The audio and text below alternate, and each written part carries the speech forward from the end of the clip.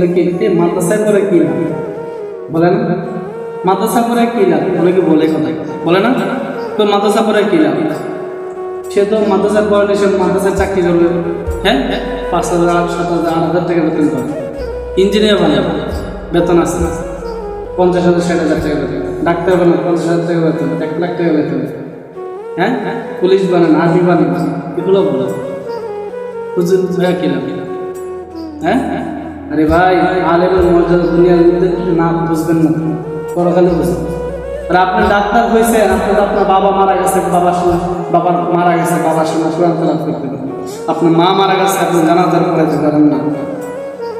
আপনি ডাক্তার হয়ে কি লাভ? আপনার ছেলে ডাক্তার হয়ে কি লাভ? আপনার ছেলে ইঞ্জিনিয়ার হয়ে কি লাভ? আপনার ছেলে আর্মি হয়ে কি লাভ? আপনার ছেলে ওসি হয়ে কি লাভ? আপনার ছেলে যদি আপনার জানাজার নামাজ না পড়াতে পারে, আপনার ছেলে যদি আপনার কাফন করাইতে না পারে, আপনার ছেলে যদি কবরের মধ্যে নাম যদি বই পাই, এই সন্তান কিসের বিষয়? সন্তান দরকার নেই। একটু আলেম হয়ে দেখেন, আলেমের কি সম্মান, আলেমের কি দাম জানেন?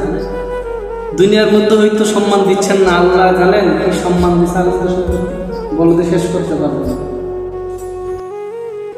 বলেন আলেমদের দাম না। আপনি ছেলেকে ডাক্তার বানাইছে, ইঞ্জিনিয়ার বানাইছে, কত কিছু বানাইছে, বানায় তো শুকনো করে দেখেন। অনেক মানুষ আছে ডাক্তার ইঞ্জিনিয়ার ছেলে সন্তান বানাইছে, কি করে?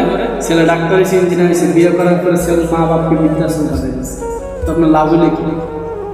এখন এই পর্যন্ত আপনি শুনছেন, আপনারা শুনছেন কখনো আলেমদের বাবা মার বৃদ্ধাশ্রম? আমি কখনো দেখিনি, আমি কখনো দেখি না, আমার এই বয়সে আমি দেখিনি, আমি দেখি নাই। আপনারা শুনছেন কিনা জানি না। আলেমদের বাবা মা কখনো বৃদ্ধাশ্রম, তারা জানে দিন শিখছে, একমাত্র মা বাবার কথা কোরআনের মধ্যে বলছে, তাদের ক্ষেত্রে কথা কোরআনের মধ্যে বলছে, আল্লাহ বলছে, রসূল বলছে, কেন তাদেরকে বৃদ্ধাশ্রম আসবে? আরে বিবি চলে গেলে বিবি আসবে, মা চলে গেলে মা তার আসবে, বাবা চলে গেলে বাবা তার আসবে। আপনি আজকে বিয়ে করছেন, মা বাবার কারণে বিয়ে চলে গেছে, কোনো সমস্যা নেই, আরেকটি বিয়ে করতে পারবে, বুঝলেন না? কিন্তু মা চলে গেলে মার কখন ফিরে আসবে। এই জন্য ডাক্তার ইঞ্জিনিয়ার বানাচ্ছেন, সন্তানদেরকে খেয়াল রাখবেন, চাইয়েন আপনার ডাক্তার ইঞ্জিনিয়ার ছেলেরা যেন আপনাকে আবার বৃদ্ধাশ্রম পাঠায় না দেয়, বুঝছেন? আপনার বাপ মা, আপনার ছেলেরা দেখেন, আপনার জানাজার সময় দেখুন, জানাজার পড়াবার তো ইমামত করতেই পারবেন না, আলেমদেরকে জানাজা করাই দেবেন। এই ডাক্তার ইঞ্জিনিয়ার ছেলেরা, আপনি তো ওরা তো জানাজা পড়াতে পারবে না, আলেমদেরকে জানাজা পড়াতে হবে।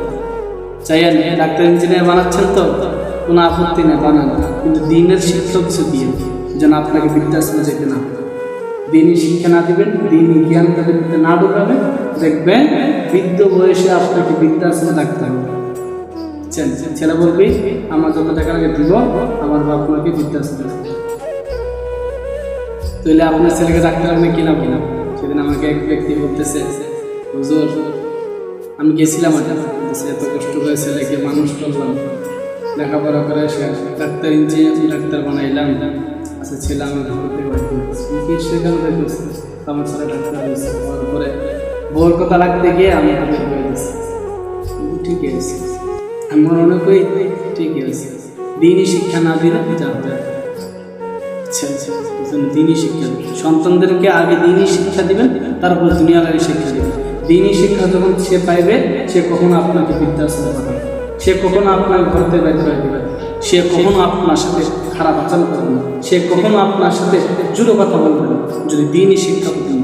আমি তো বলি না দুনিয়ার শিক্ষা দরকার, দুনিয়ার শিক্ষা দরকার আছে, ডাক্তারের প্রয়োজন আছে, ইঞ্জিনিয়ার প্রয়োজন আছে, হ্যাঁ, পুলিশ আর্মি সবারই প্রয়োজন আছে, আছে না? সবগুলোরই প্রয়োজন আছে, কিন্তু আগে দিনই শিক্ষা দেন, দিনই শিক্ষা দেওয়ার পর দুনিয়া লাইনে দেবেন, কোনো অসুবিধা নেই। তৈলে আপনাকে বৃদ্ধাশ্রম যাইতে হবে না, তখন মানুষের কাছে আপনার অপমানিত হতে হবে না, মানুষ আর কি করতে পারবে না, আপনাকে পছন্দ করবে না। এই জন্য দিনই শিক্ষা আগে দেন, তারপরে দুনিয়া লাইনে যা করার ইচ্ছা এতক্ষণ